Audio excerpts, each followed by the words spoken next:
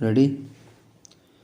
Mr. Chairman, I wish to support this bill. No, because this is really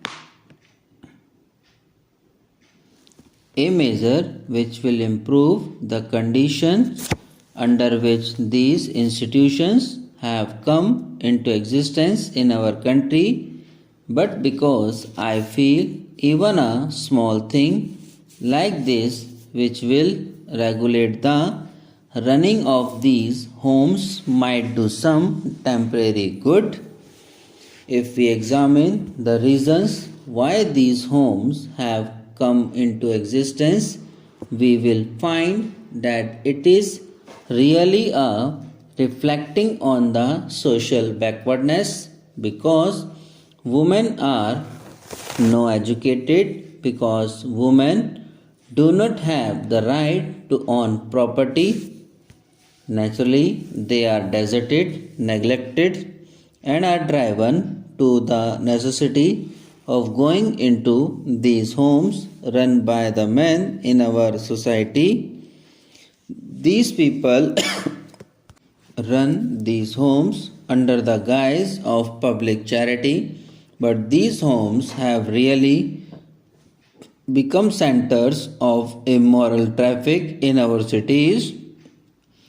These institutions are not only not run by the state as they should be, but they are run by religious and semi-religious body, by the so-called public spirited man in our country, and as has been pointed out just now, it is stated in the report of the committee appointed by the Ministry of Welfare that they are even being financed by state funds and grants made by the Ministry of Welfare are used by such institutions for unethical purpose. I do not know how we will be able to control them by passing a bill like this, which will give them some kind of supervision by the state.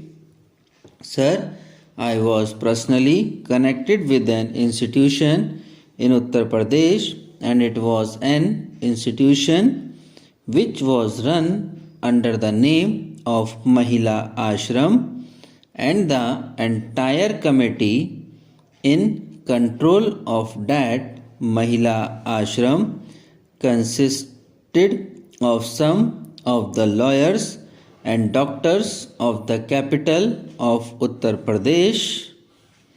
The means by which they secured the finance to run this institution will prove on what basis this institution is running.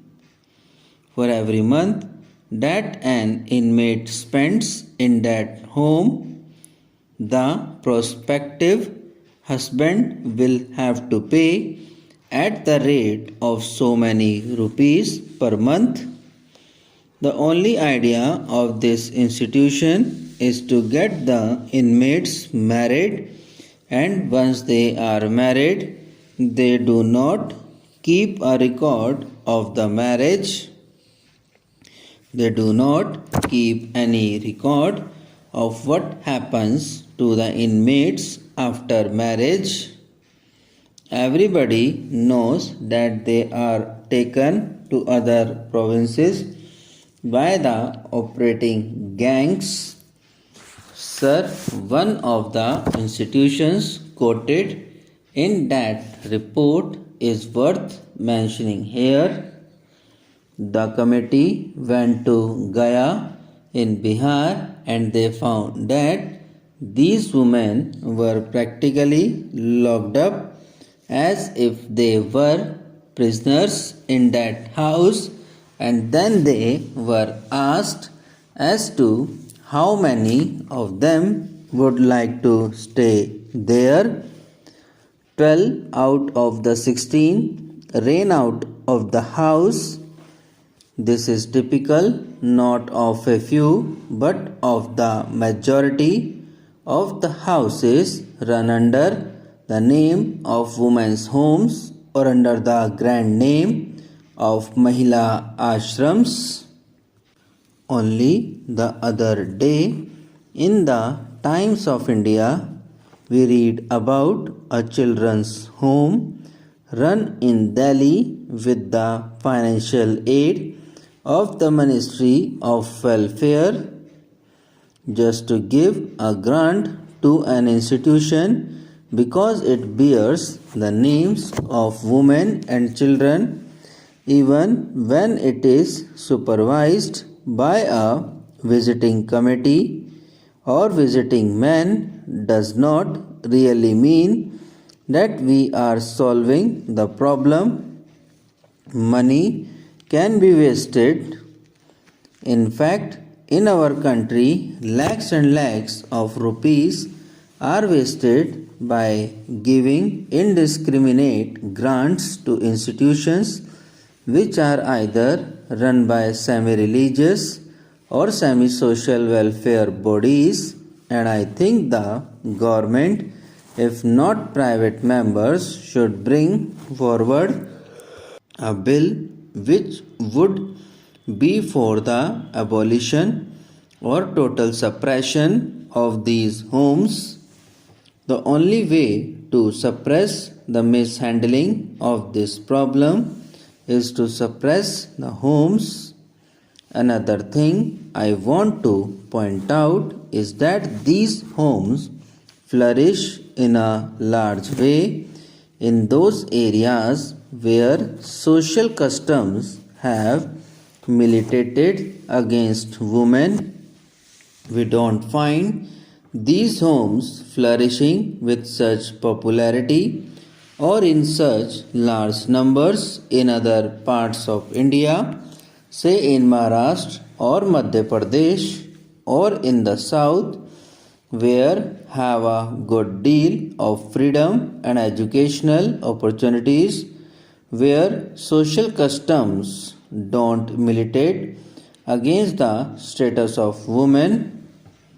Therefore, we should pay increasing attention not only to giving grants or to bringing out bills like this, but also to giving adequate, perhaps better opportunities for women to have education. It is not the woman who can stand on her own legs goes there or who is being exploited by these people. It is the weaker women, the women who are ignorant and who don't know what is right or wrong, that are being given false promises and taken to these homes and then handled like goods by the exploiter.